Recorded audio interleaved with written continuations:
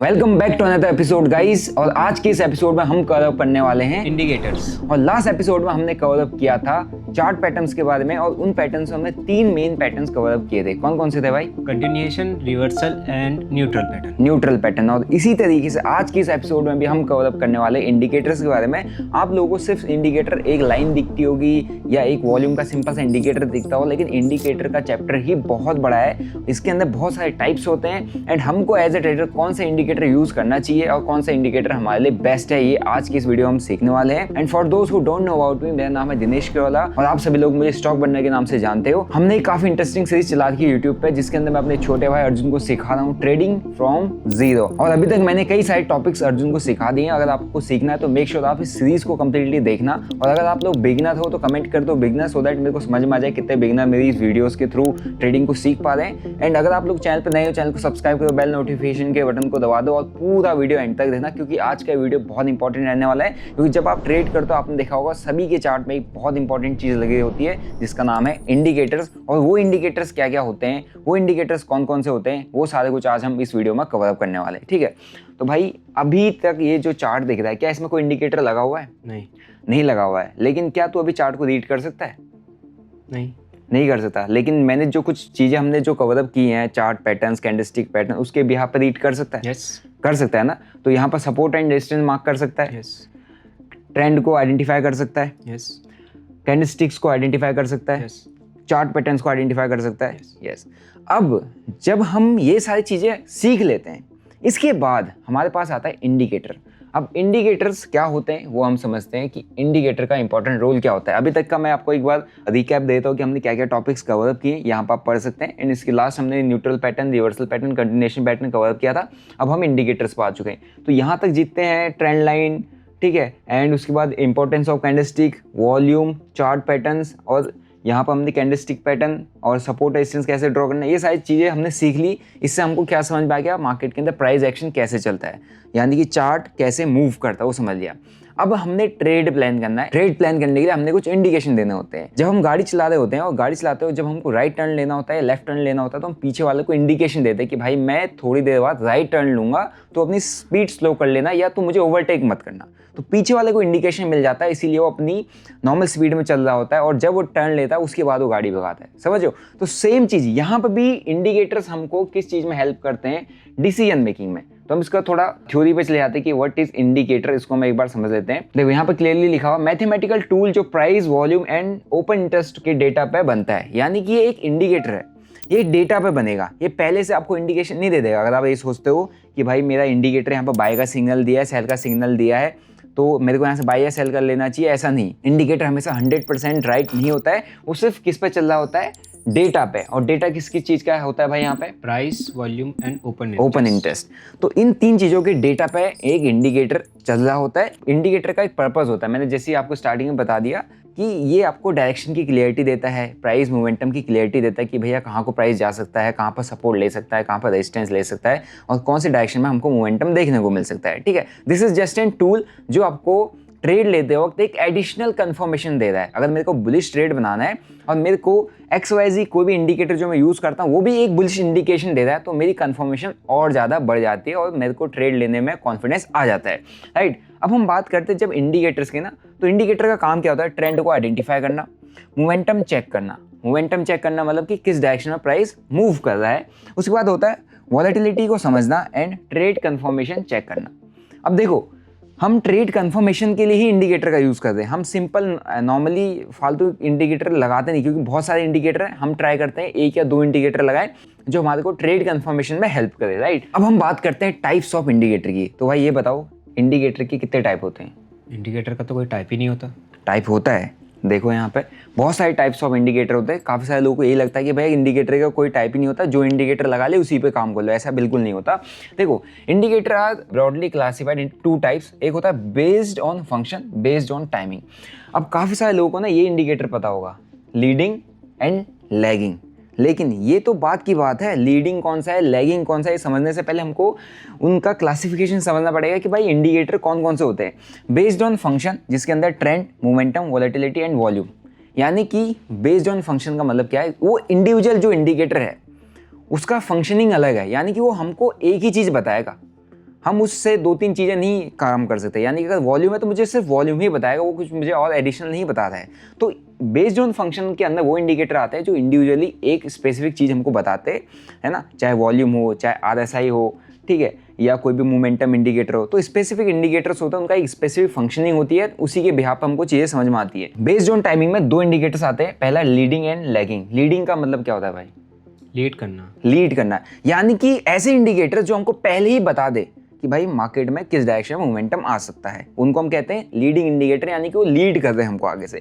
दूसरा हो गया लैगिंग इंडिकेटर। लैगिंग का मतलब क्या हो भाई? अटकना। सो लैगिंग इंडिकेटर्स का मतलब होता है यानी कि हमको आगे क्या मोमेंटम आने वाला है, कैसा मोमेंटम आना है, वो कुछ नहीं बताता। वो प्रीवियस डेटा के बेसिस पे क्या चल रहा है, वो एग्जैक्टली एट द पॉइंट क्या हो रहा है वही बताएगा। आगे कैसा मोमेंटम आएगा वो नहीं बताएगा, ठीक है। ये हो गए टाइप्स। अब एक एक करके इन सारे टाइप्स को हम समझते हैं कि हमारे पास कितने कितने टाइप के इंडिकेटर होते हैं based on function. Based on functions यानी कि एक स्पेसिफिक फंक्शन होता है, जैसे कि ट्रेंड आइडेंटिफाई करना। ट्रेंड आइडेंटिफाई करना मतलब मार्केट किस डायरेक्शन में जा सकता है, इसके लिए अलग इंडिकेटर्स होते हैं। दूसरा होता है स्ट्रेंथ को मेजर करना, यानी कि स्ट्रेंथ कहाँ पे है, मूव स्ट्रॉन्ग है या वीक। अगर कोई मोमेंटम आ रहा है, क्या उसमें स्ट्रेंथ है, तभी हमारे को पता चलेगा मूव स्ट्रॉन्ग है वीक। स्ट्रेंथ को बताने के लिए हमारे पास एक अलग इंडिकेटर होता है। फिर आता है वॉलेटिलिटी देखना, यानी कि मार्केट शांत है या एक्सप्लोजिव है, उसके लिए हमारे पास एक डिफरेंट इंडिकेटर होता है। वॉल्यूम एनालाइज करना, यानी कि पार्टिसिपेशन कितना है, इसके लिए भी हमारे पास एक डिफरेंट इंडिकेटर होता है। यानी कि बेस्ड ऑन फंक्शन, यानी कि इन सारे काम के लिए अलग अलग इंडिकेटर्स हैं, यानी कि अलग अलग इंडिकेटर का अलग अलग यहाँ पर फंक्शनिंग है, राइट। अब इसके बाद इसमें पहला कौन सा हमारे पास आता है उसको हम समझते हैं। सो बेस्ड ऑन फंक्शनिंग में सबसे पहला जो हमने पढ़ा था वो था ट्रेंड आइडेंटिफिकेशन इंडिकेटर, यानी कि आगे मार्केट कहाँ को मूव कर सकता है या कहाँ को मूव कर रहा है, वो हमको इंडिकेटर बताता है। अब जब इसकी बात करते हैं, इसका पर्पस क्या है? मार्केट का ट्रेंड आइडेंटिफाई करना, नॉइस यानी कि छोटे फ्लक्चुएशन को फिल्टर करना, जो ऊपर नीचे छोटे मोटे फ्लक्चुएशंस आते हैं, यानी कि मार्केट ऐसा फ्लक्चुएशन ज़्यादा बट एट द एंड हमारे को ऐसा एक अपसाइड मोमेंटम दे रहा है, तो ये इंडिकेटर कुछ ऐसा चल रहा होगा। तो ये बीच की जो नॉइस है ना, इसने सारी खत्म कर दी एंड ओवरऑल हमको ट्रेंड बता दिया कि भाई यहाँ पर बाय करके बैठे रहो, ज़्यादा बीच के फ्लक्चुएशन में आपको इरिटेट नहीं होना, परेशान नहीं होना, यानी कि अपनी पोजीशन को नहीं छोड़ना है, ठीक है। ये होता है इसका काम। तीसरा होता है ट्रेंड के साथ ट्रेड लेने में हेल्प करना, यानी कि जब आपका ट्रेंड चल रहा हो आप डायरेक्शनल ट्रेड्स इससे प्लान कर सकते हो, बहुत हेल्प करता है, ठीक है। अब इसमें सब एग्जाम्पल्स हैं, जैसे मूविंग एवरेज जो आपने पढ़ा होगा, जो आप सभी लोग यूज़ करते हो, जिसको मैक्सिमम ट्रेडर यूज़ करते हैं, क्योंकि एक एवरेज मोमेंटम बताता है, राइट। एवरेज मोमेंटम मतलब कि पास्ट क्लोजिंग प्राइस का एक एवरेज, समझो। पिछली अगर आप कोई भी मूविंग एवरेज यूज़ कर रहे हो, जिस स्पेसिफिक टाइम फ्रेम में यूज़ कर रहे हो, यानी कि अगर 1 आवर टाइम फ्रेम की कैंडल है, अगर आपने 13 मूविंग एवरेज लगा दी, आपने 20 मूविंग एवरेज लगा दी, यानी कि पिछले 20 एक घंटे की जो 20 कैंडल थी, उन 20 कैंडल का एक एवरेज मोमेंटम कैसा आ रहा है। उन 20 कैंडल्स में कभी प्राइस ऊपर गया होगा, एक कैंडल बुलिश बनाई होगी, एक बेरिश बनाई होगी, एक बुलिश बनाई होगी, एक बेरिश बनाई होगी, एक बुलिश बनाई होगी, बेरिश बनाई होगी, ठीक है। ऐसे करके प्राइस ऊपर जा रहा होगा। बट ये जो मूविंग एवरेज है, ये स्लो एंड स्टडी आपका ऐसे करके जाएगा। बट आप ये देखो कि हम अगर इंडिविजुअल कैंडल को देख रहे होते तो हमारे को एक में बाइंग दिखती है, एक में सेलिंग दिखती है, एक में बाइंग, एक में सेलिंग, एक में बाइंग, एक में सेलिंग, एक घंटे की कैंडल में।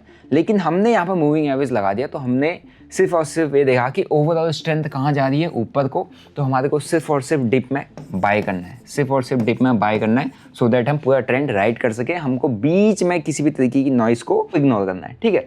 तो उसमें भी जब हम मूविंग एवरेज की बात करते हैं, उसमें 2 टाइप्स होते हैं। कौन कौन सी होती है भाई? Simple moving average and exponential moving average. Yes, simple moving average यानी कि SMA एंड EMA, ये 2 टाइप होते हैं। इन 2 टाइप में ना बहुत ज़्यादा डिफरेंस होता है। आप सभी लोगों को बहुत कॉमन लगता है, एक ही लगता है, कोई SMA लगा देता है, कोई EMA लगा देता है, लेकिन ऐसा नहीं है।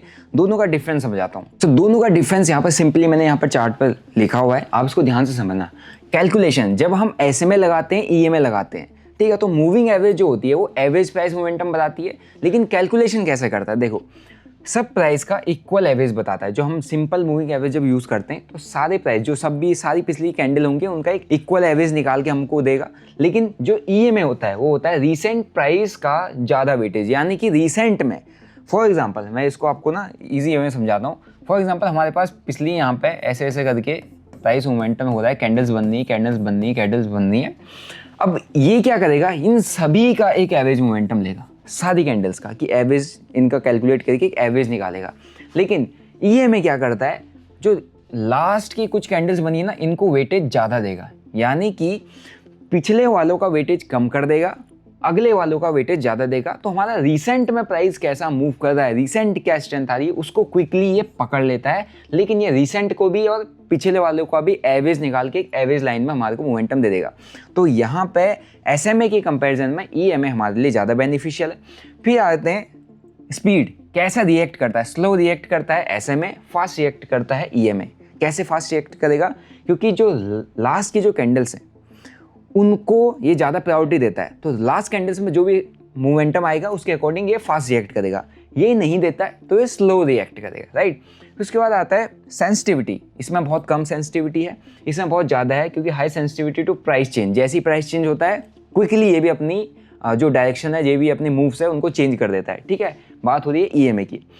फिर आता है स्मूथनेस। स्मूथनेस किस में सबसे ज़्यादा है, स्मूथनेस ज़्यादा है, ये ज़्यादा स्मूथ है, लेस नॉइस है। यानी कि जब आप सिंपल मूविंग एवरेज चार्ट पर लगाते हो, मैं अभी आपको एग्जांपल दिखाऊंगा, तो इसके अंदर ज़्यादा ऊपर नीचे ऐसी वेव्स नहीं बनाता, बहुत स्लो चलता है, बहुत स्मूथ चलता है, ठीक है। आप एक डायरेक्शन में चुपचाप, ज़्यादा नॉइस नहीं लेना चाहते हैं मार्केट में, आप एक डायरेक्शन में बैठ सकते हो। बात करें EMA की, थोड़ा नॉइसी रहता है एंड प्राइस के पास रहता है, यानी कि जो प्राइस रहता है उससे ना टच होके जाता है, उसके नियर बाय रहेगा। ऐसे में थोड़ा सा प्राइस से डिस्टेंस बनाएगा, EMA थोड़ा क्लोज रहेगा, तो आपको थोड़ा सा नॉइस लगेगा। आपको लगेगा कभी ये प्राइस के नीचे ना चला जाए, कभी आपको लगेगा कि सपोर्ट लेगा नहीं लेगा, है ना। थोड़ा सा कंफ्यूजन ये क्रिएट कर देता है, क्योंकि ये बहुत ज़्यादा नॉइसी रहता है, राइट। नेक्स्ट बात करते हैं, बहुत इंपॉर्टेंट वो है सिग्नल टाइमिंग। यानी कि जब हम इंडिकेटर्स को यूज़ करें, हमको कुछ ना कुछ सिग्नल चाहिए होता है, कि इंडिकेशन चाहिए होता है।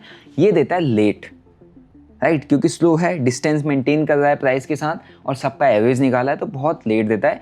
ये अर्ली सिग्नल, यानी कि इसके कंपैरिजन में बहुत जल्दी आपको सिग्नल दे देता है कि यार यहाँ से ट्रेंड घूम रहा है या ट्रेंड कंटिन्यू कर रहा है, ठीक है।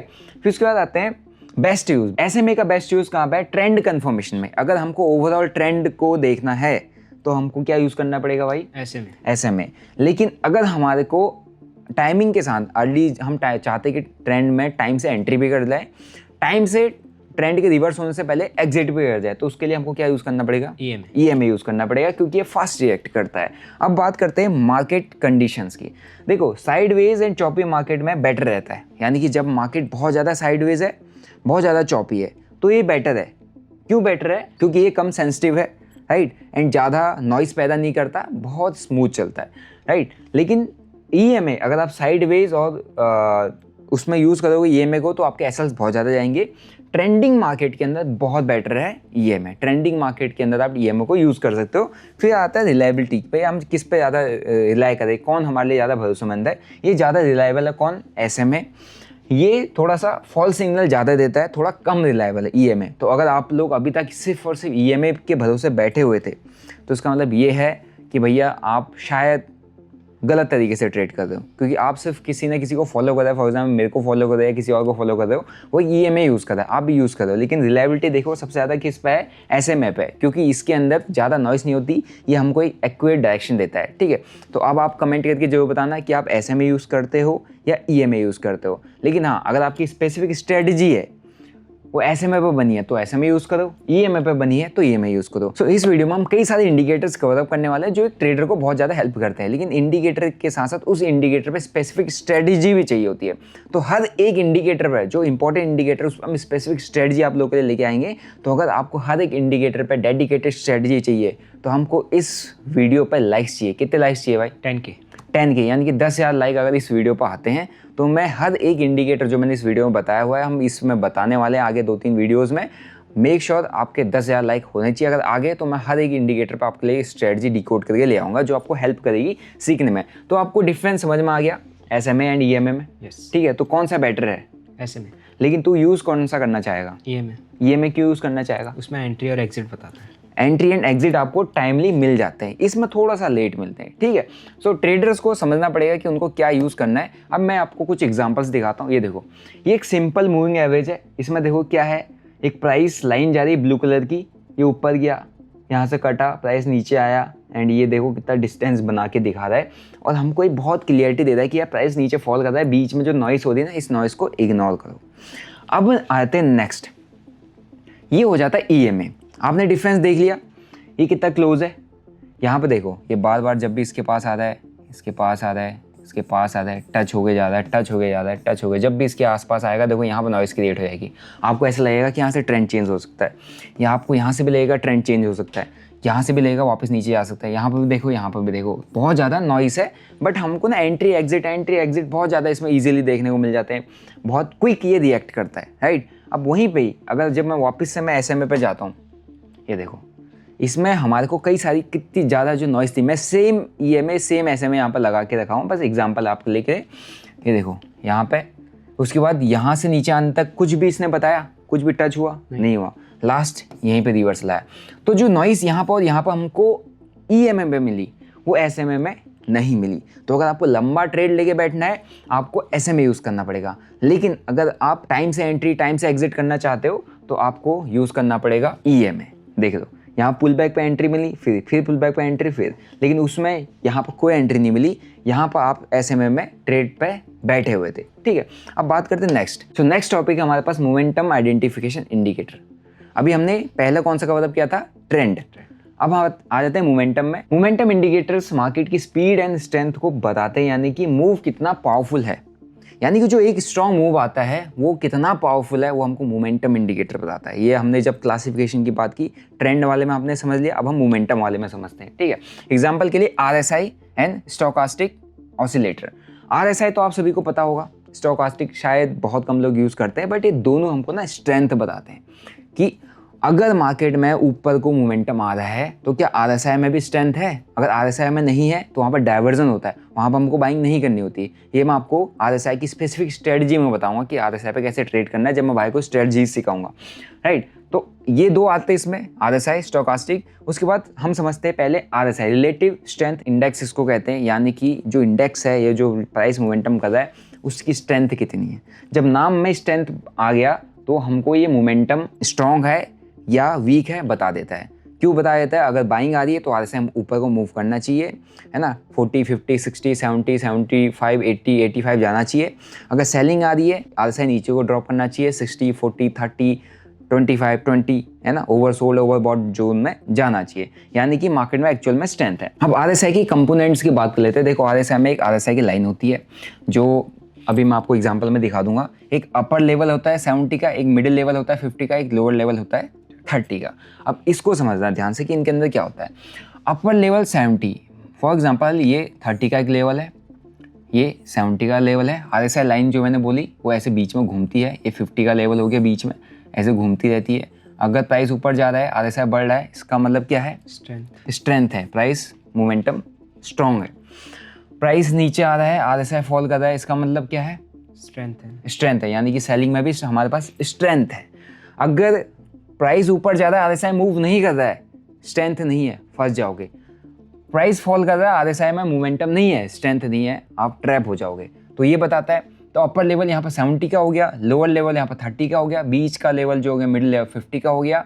अब जैसे ही RSI 70 के ऊपर ट्रेड करने लग जाता है, ये हो जाता है ओवरबॉट, ठीक है। और जैसे ही RSI 30 के नीचे ट्रेड करने लग जाता है, ये हो जाता है ओवरसोल्ड, यानी कि अब बहुत ज़्यादा बिकवाली हो चुकी है, अब बहुत ज़्यादा खरीदारी हो चुकी है यहाँ पे।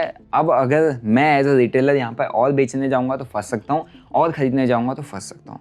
अगर मेरे को ख़रीदना था तो मेरे को यहाँ कहीं पे जब 30-40 के आसपास RSI जा रहा था, 70 तक मूव किया, प्राइस ही मूव किया, मेरा काम है निकल जाना, वहाँ से खरीद के वहाँ बेच के निकल जाना था, यहाँ शॉर्ट करके यहाँ पर एग्जिट कर जाना था। अब मैं यहीं पर शॉर्ट करूँगा या यहीं पर बाय करूँगा तो मेरे फंसने के बहुत ज़्यादा चांसेस है, ठीक है। तो RSI हमको बहुत सारी चीज़ें बताता है, लेकिन अभी हम सिर्फ देख रहे हैं कि स्ट्रेंथ कैसे बता रहा है। लेवल से अगर एबव 70 जा रहा है तो ओवरबॉट, जैसे मैंने आपको बताया, बिलो 30 जाता है तो ओवरसोल्ड, ठीक है। यहाँ से बाउंस बैक कभी भी कर सकता है, वहाँ से कभी भी गिर सकता है, राइट। यूज केस क्या है, रिवर्सल सिग्नल के लिए इसको यूज किया जाता है। एंड ट्रेंड जो है उसकी स्ट्रेंथ को जज करता है, यानी कि हम इसको यूज करते हैं जो ट्रेंड जा रहा है बुलिश या बेरिश, क्या उसमें एक्चुअल में स्ट्रेंथ है या नहीं, कहाँ से मार्केट में रिवर्सल आ सकता है, वो भी हमको RSI बताता है। इसका एक एग्जांपल मैं आपको दिखा देता हूँ कि ये कैसा दिखता है, राइट। सो ये रहा इसका परफेक्ट एग्जांपल, आप यहाँ पे जूम करके देख सकते हैं।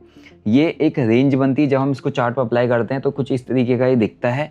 चार्ट पे कैसे इंडिकेटर्स को अप्लाई करना है उसके लिए मैं आपको बता देता हूँ। आपने ट्रेडिंग, ये जिस प्लेटफॉर्म पर आप ट्रेड करते हो, मैं डेल्टा एक्सचेंज पर ट्रेड करता हूँ, तो मैं यहाँ पे जाता हूँ और मेरे को यहाँ पर कैसे इंडिकेटर्स को अप्लाई करना है वो मैं आपको दिखा देता हूँ। यहाँ पर सिंपल सा इंडिकेटर का ऑप्शन है, जो भी मैं इंडिकेटर पढ़ाऊंगा आप उसका यहाँ पर नाम लिख देना, ठीक है, और वो इंडिकेटर आपके चार्ट पर अप्लाई हो जाएगा। फॉर एग्जाम्पल मैंने अभी RSI को अप्लाई करना है, तो मैं यहाँ पे लिखता हूँ RSI, रिलेटिव स्ट्रेंथ इंडेक्स आ गया, मैंने इसको अप्लाई किया, ये मेरे चार्ट पर अप्लाई हो चुका है। एंड वही देखो मैंने जो आपको बताया था क्या होता है रेंज। ये RSI की लाइन है, ये 30 का है नीचे लोअर रेंज, ये 70 का है, बीच 50 का है। इसके ऊपर में जब प्राइस ऊपर जा रहा है, प्राइस यहाँ से स्ट्रेंथ दिख रही है, इसका मतलब बाइंग है। नहीं जा रहा है बीच में रेंज में पर बैठा हुआ तो बीच की लाइन में घुमा पड़ा है। यहाँ पर भी देखो प्राइस ऊपर जा रहा है इस जगह पे, एंड यहाँ से लोअर रेंज से इस जगह से यहाँ पर देखो ओवरसोल्ड जोन में आया था, प्राइस ऊपर गया, यहाँ पर भी एक अपसाइड मोमेंटम आया। ठीक है, यहाँ से फॉल किया, RSI में भी स्ट्रेंथ है, यानी कि यहाँ पर जो सेलिंग आई है अच्छी सेलिंग आई है, स्ट्रेंथ उसमें। तो ये चीज़ हमारे को बताता है। तो जितने भी मैं इंडिकेटर बताऊंगा आपको ऐसे ही इंडिकेटर के सेक्शन में सर्च करके वहाँ पर उसको अप्लाई करके लगाना है, सो दैट आप चार्ट पे इंडिकेटर्स को लगाना सीख जाओ। राइट, तो यहाँ पर क्या काम है RSI का, ये देख लो।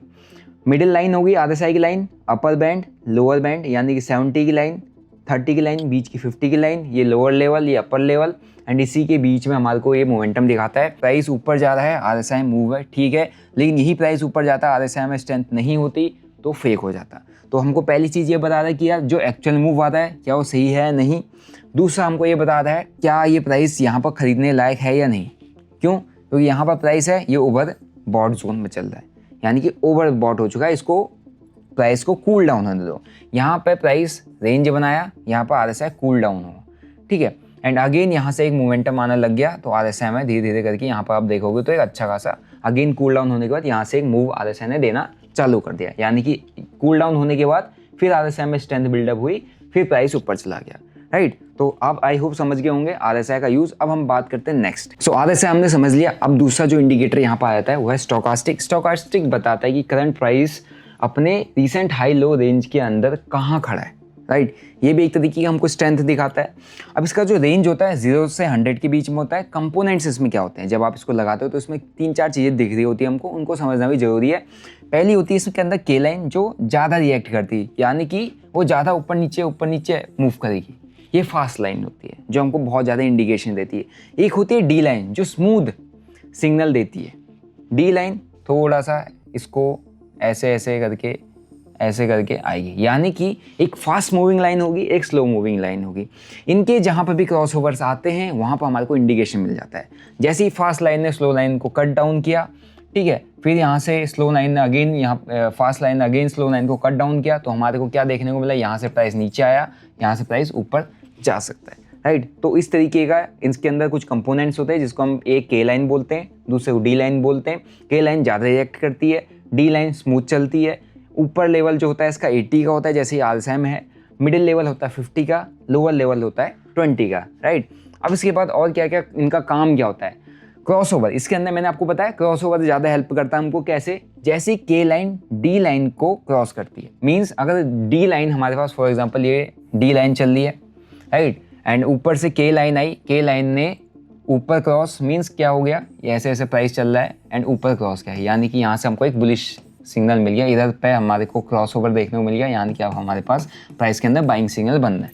राइट, वहीं अगर नीचे क्रॉस करती है, यहाँ पर हमारे पास D लाइन चल रही है धीरे धीरे, और यह लाइन ऐसा है K लाइन, एंड यहाँ कहीं पर इसने ऐसे क्रॉस किया एंड ऐसा हो गया, तो इधर कहीं पर हमारे पास क्रॉसओवर आया, यानी कि सेलिंग। तो अगर K लाइन D लाइन को ऊपर क्रॉस करती है, यानी कि ऊपर को कट करती है, इसका मतलब बाइंग है। K लाइन D लाइन को नीचे को कट करती है, इसका मतलब सेलिंग है। अभी आपको एग्जांपल में समझ में आ जाएगा। इसके लेवल्स हैं 80 के ऊपर चल रहा है तो ओवरबॉट जोन में चल रहा है, पॉसिबली यहाँ से रिवर्सल देखने को मिल सकता है।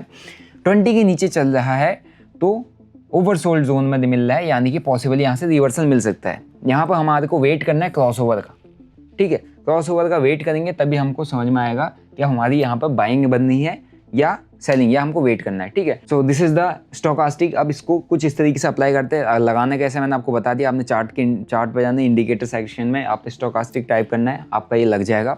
अब इसका भी सेम चीज़, सेम एज RSI ही दिखता है, बट इसमें आपको 2 लाइन्स देखने को मिलती है, एक K लाइन है, एक D लाइन है। जूम करके आपको दिख जाएगा, राइट। जो यहाँ पे हमारे पास येलो कलर की लाइन चल रही है दैट इज़ D लाइन, जो हमारे पास ब्लू कलर की लाइन चल रही है दैट इज़ K लाइन। ठीक है, अब इसी में सेम चीज़ है, इसमें हमारे पास एक अपर लेवल है, एक लोअर लेवल है, एक मिडिल लेवल है। जैसी प्राइस लोअर लेवल के नीचे जा रहा है यहाँ पे, यानी कि अभी कहाँ चलने लग गया है, ओवरसोल्ड टेरिटरी में। ओवरसोल्ड टेरिटरी में जहाँ कहीं पर हमारे को क्रॉसओवर देखने को मिल जाए, इसका मतलब हमारे को यहाँ पे बाइंग का प्लान करना है। क्रॉसओवर देखने को मिल गया, बाइंग का प्लान करना है। ओवरबॉट टेरिटरी में कहीं पर हमारे को क्रॉसओवर देखने को मिल गया तो हम ट्राई करेंगे कि यहाँ पे हम सेल करें। सो ये इंडिकेटर हमारे को ये बताता है कि कहाँ पे प्राइस ओवरबॉट हो चुका है, कहाँ पे ओवरसोल्ड हो चुका है। जहाँ पे ओवरसोल्ड हो चुका है वहाँ पर आपने ट्राई करना है कोई ना कोई बाइंग अपॉर्चुनिटी बने चार्ट के अंदर, आप वहाँ बाई करो। जहाँ पर प्राइस ओवरबॉट हो चुका है वहाँ पर आपको ट्राई करना है कि कोई ना कोई सेलिंग अपॉर्चुनिटी बने चार्ट पे एंड नीचे क्रॉस ओवर होता हुआ दिखे, लाइंस के बीच में, के लाइन एंड डी लाइन के बीच में क्रॉस ओवर होता हुआ दिखे। अगर क्रॉस ओवर होता हुआ दिख रहा है एंड यहाँ पे प्राइस ओवरबॉट या ओवरसोल्ड जोन में है तो आप वहाँ पे प्राइस को देखते हुए कोई ना कोई ट्रेड प्लान कर सकते हो, यानी कि ये आपको इंडिकेशन दे देता है कि यहाँ से पॉसिबली रिवर्सल आ सकता है। ठीक है, तो ये थे 2 इंडिकेटर।